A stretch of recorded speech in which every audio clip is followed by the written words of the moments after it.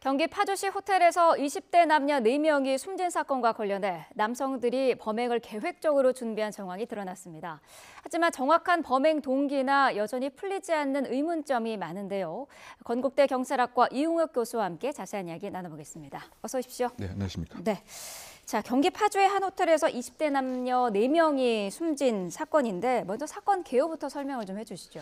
네, 일단 먼저 그 결론적으로 말씀을 드리면 그 20대 2명의 남자, 20대 2명의 여자가 시신으로 발견되었다. 네. 이것부터 이제 말씀드리고요. 그럼 어떠한 연유로 이와 같은 일이 발생했느냐? 그 시간 순서로 말씀을 드리게 되면 네. 8일 오후 4시경에 남성 2명이 호텔에 도착을 하는 상황에 이르렀습니다. 네. 그 여성 2명은 시간차를 두고 이 호텔에 도착을 하게 되었던 것이죠.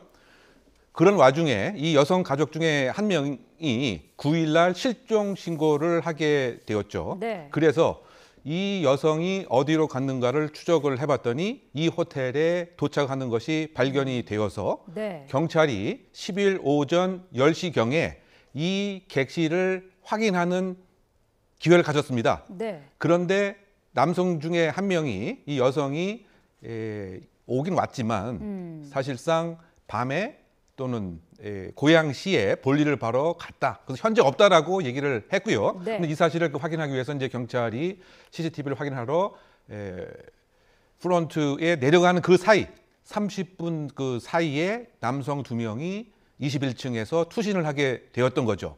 그리고 나서 객실을 확인을 했더니 여성 2명이 살해당한 정황이 발견되었고요. 네. 그래서 요약을 하게 되면 처음에 말씀드린 바와 같이 20대 2명과 20대 남성 2명과 여성 2명이 결국은 끔찍한 시신을 발견되었고 경찰 입장에서는 이것은 단순한 함께 극단적 선택을 했던 그러한 사고라기보다는 네. 남성 2명이 타살을 여성에게 한 정황이 넉넉하다라고 해서 사실은 사실관계에 대한 수사가 진행되고 있는 상황인 것이죠. 네. 이 4사람이 원래 알고 있던 사이였던가요? 남성 2명은 이제 친구 사이로 알고 있던 관계였고요. 네. 여성 2명은 서로 모르는 사이였습니다. 그리고 남성 중 1명은 여성 1명과 2, 3년 정도 알고 지내서 호칭도 막역하게 부르는 것으로 알려져 있고요. 그다음에 또 다른 여성은 전혀 비면식 관계인데 네. 이 남성이 예를 들면 구인 광고를 당일날 냈고 이 구인 광고에 응해서 일을 하겠다라고 하는 관계인 것이지 전혀 면식 관계가 아닌 것으로 현재 알려져 있는 상황인 것이죠. 네. 이 여성 2명이 남성들과 구체적으로는 어떤 관계인지 지금 뭐 어떻게 한 자리에 모이게 됐는지도 파악이 안 되고 있는 상황인데 그러면은 지금 원한 관계가 있는 것도 아닌 것 같고요. 정확한 범행 동기는 여전히 의문인 거죠. 네, 상당히 어떠한 목적을 갖고 이와 같은 극단적인 범행을 저지르느냐 상당히 미스터리한 부분인데요. 어쨌든 네.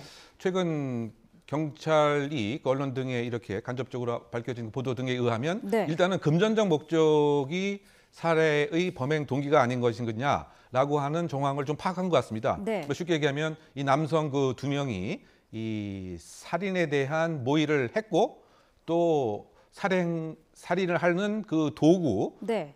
케이블이죠. 소위 이제 전선 등을 묶는 케이블 타이도 미리 준비를 했다. 요약하게 되면 금전적 갈취의 목적으로 이 살인이라고 하는 것을 계획한 것은 아닌가라고 지금 현재 보고 있는 그 상태인데요. 네. 다만 이제 조금 이제 의심스러운 그 뭐 대목은 제 개인적으로 생각할 때 이 여성 2명이 그렇게 재산이 많은 뭐 이런 상태도 아닌데 과연 이제 어떠한 경제적인 그 목적이었느냐 뭐 등에 관해서 조금 더 사실관계가 이제 확정이 돼야 될 것 같습니다. 네, 계획적으로 범행 준비한 정황도 지금 드러난 상황이고요.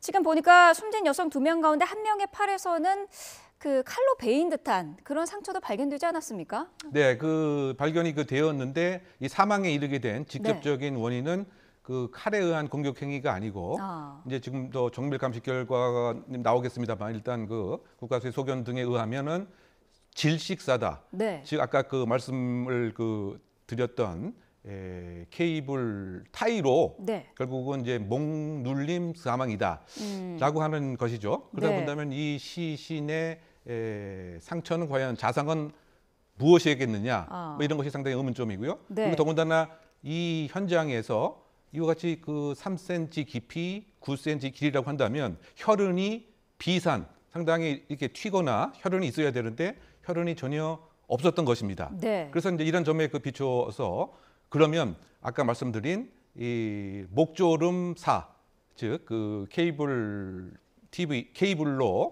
타이로 살해를 하고 나서 사망한 이후에 이 흉기로 시신에 손상을 한 것으로 추정할 수 있는 것이죠. 네. 근데 그렇다고 이제 봐서는 그 왜 이와 같은 행위를 했겠느냐? 네. 뭐 이것에 대해서는 아무래도 지금 그 사망이라고 하는 살인이라고 하는 끔찍한 결과가 났고 목전에 시신이 있기 때문에 시신을 일정한 형태로 처리를 해야 되겠죠. 네. 그러면 소위 시신을 훼손을 해서 이동을 해서 유기하려고 하는 이제 그런 목적으로 시도를 했지만 네. 그 사실상 그러기에는 너무 시간도 적었고 또 그것까지 치밀하게 준비를 하지 못했던 그런 상황에서 경찰이 이 탐문을 했기 때문에 그 중간에 또 멈춰졌던 것은 아닌가 뭐 네. 이렇게 지금 추정되는 상황으로 요약할 수가 있겠죠. 네. 피해자들의 휴대전화도 지금 찾지 못하고 있는 상태라고 해요. 네, 어디에 있을까요?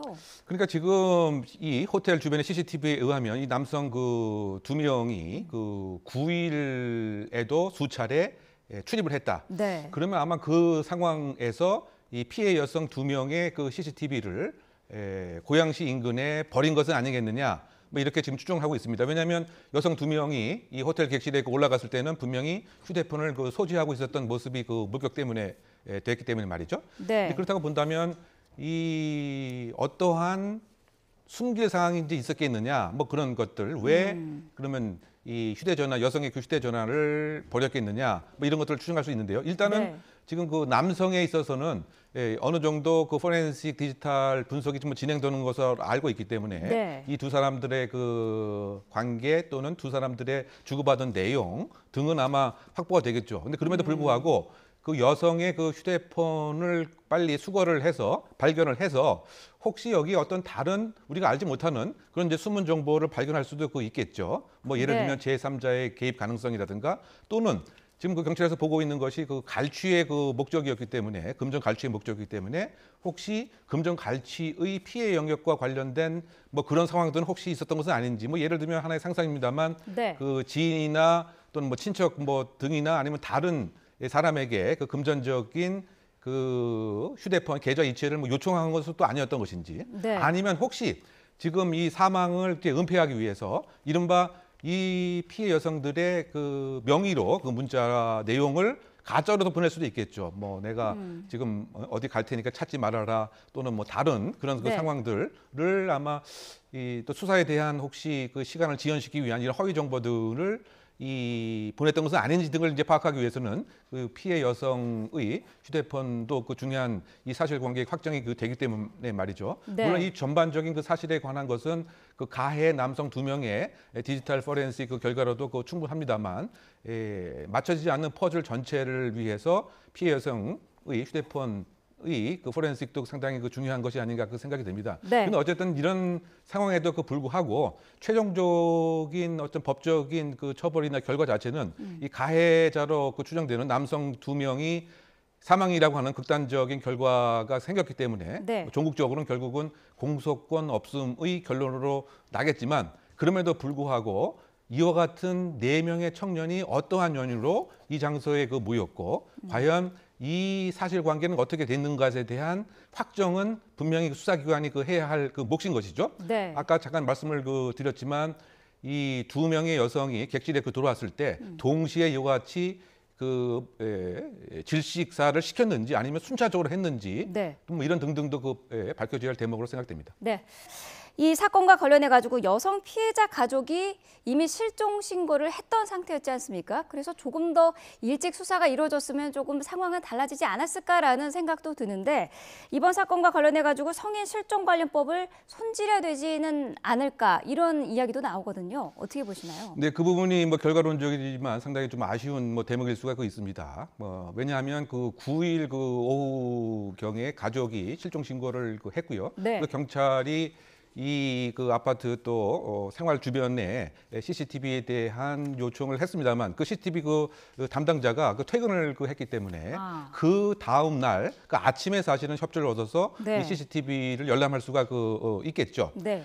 그러니까 지금 만약에 이 강제적으로 할 수 있었으면 사실상 위치 추적을 빨리 해서 혹시 그 시점에서 생존했을 가능성이 있었던 것은 아닌가 네. 뭐 이런 아쉬운 대목이 나오는 상황입니다만 네. 그런데 이 관련 법이 실종 아동 등 보호 지원에 관한 그 법률은 실종 아동은 18세 미만의 그 아동의 경우에 있어서는 신속하게 소위 그 찾기 행동 또 수사를 할 수 있는 법적 근거가 있고요. 네. 더군다나 이동통신사 등의 그 위치 추적에 관한 그 정보를 이 경찰이 사실 강제적으로 이렇게 얻을 수 있는 근거가 있습니다만 지금 이번 상황 같은 경우는 이제 성인의 경우에 해당되기 때문에 네. 협조를 해주면 바로 정보를 얻을 수 있지만 그렇지 않은 경우에는 사실상 좀 어려운 것이죠.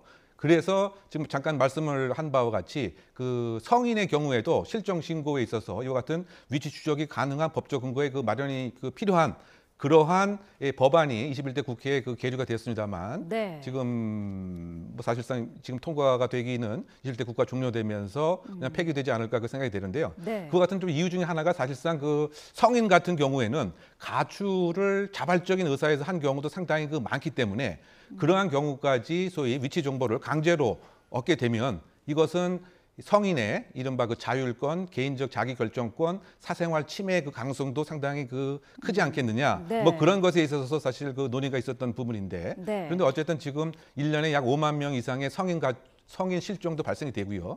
이 중에서 약 한 1,000여 명이 사실 사망이라고 하는 결과로 끝나게 됩니다. 그렇다 본다면 국민 전체의 그 안전이라고 하는 확보에서 컨센서스가 이루어지게 된다라고 하면 성인이라고 하더라도 실종 신고된 경우에 법적인 규정을 좀 꼼꼼히 해서 네. 이를테면 실종 신고가 정말 실종인지 여부를 확인을 하고 그다음에 그것이 허위였을 때는 처벌을 하고 뭐 이렇게 하면서 사생활도 보호하고 성인의 그 안전도 담보할 수 있는 이런 법안이 좀 필요한 것이 아닌가라고 개인적으로 생각합니다. 네.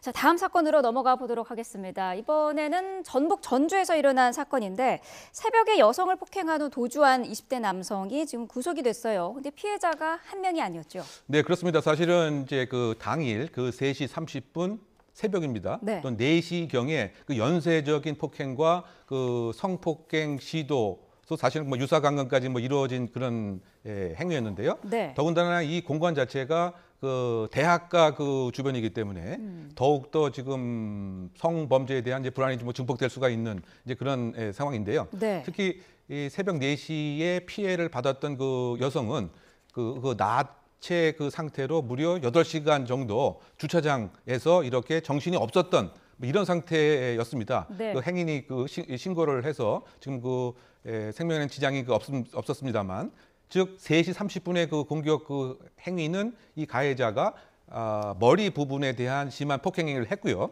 그래서 3시 30분에 신고가 이루어졌습니다만 경찰이 사실상 이 주변에 대한 면밀한 순찰에 대한 것은 좀 못했던 것이 아닌가 그 생각이 되고요. 네. 그리고 나서 이제 4시경에 또 다른 불과 한 1km 안에서 똑같은 상황이 발생이 되었죠. 그래서 결국 이제 구속이 되었고요. 이 용의자 자체는 스스로 얘기하기에 성폭행 목적으로 이와 같은 행위를 했다라고 얘기를 해서 구속영장이 발부가 되었는데요. 네. 이 어떻게 보면 무차별 폭행과 성폭행 사건이 결합된 그런 형태인 것이죠. 그래서 언뜻 저는 떠올랐던 것이 작년 여름경에 소위 말해서 이제 이 분당 앞에서 무차별 살해가 있었고 또 신림동에서 또 성폭행 사건이 있지 않았습니까? 이것을 네. 마치 이렇게 결합한 이런 모습이 지금 또 발생한 것은 아닌가? 네. 더군다나 문제가 될 수 있는 것은 이와 같은 일 때문에 경찰이 대대적인 이제 구조 개편을 사실 했죠. 인력 개편을 현장을 더 강화한다. 기동 순찰 때 또 각 내근 근무자를 다 뽑아서 네. 순찰 근무를 이렇게 확대하는 그와 같은 구조를 만들었음에도 불구하고 제가 아까 설명드린 바와 같이 30분 동안 그 순찰에 있어서는 과연 어떤 일을 했느냐. 즉 국민에 대한 불안, 더군다나 이 국가가 존재하고 정부가 존재하는 이유가 이와 같이 이제 안전에 대한 담보인데 네. 그때 상황에서 과연 조직 개편의 효율성을 어떻게 봐야 되느냐. 뭐 이런 비판을 받을 수 있는 대목이 아닌가 개인적으로 평가합니다. 네. 자, 이 YTN 취재를 해본 결과 가해자가 9년 전에도 비슷한 범죄를 저질러서 이미 교도소에 다녀온 상태였는데요. 이번에는 그때와는 달리 살인미수 혐의까지 추가가 되지 않겠습니까? 그러면은 처벌은 좀 더 강해지겠죠? 처벌은 상당히 이제 가중해서 이루어질 수밖에 없는 것이요. 네. 지금 말씀을 하신 바와 같이 이 성폭행 또 지난번에 말이죠. 네. 또 강도 뭐 등의 혐의로 이 형을 종료하고 나온 지 지금 불과 1년 6개월뿐이 안 됐습니다. 네. 이제 이 얘기는 결국은 이제 그 누범 기간이기 때문에 누범 가중은 최대 2배까지가 되고요. 더군다나 이번 같은 경우 또 살인 미수 혐의까지 첨부가 되기 때문에 네. 중형을 면치는 어렵지 않나 예상해 봅니다. 네, 알겠습니다. 자, 건국대 경찰학과 이웅혁 교수와 함께 자세한 얘기 나눠봤습니다. 오늘 말씀 감사합니다.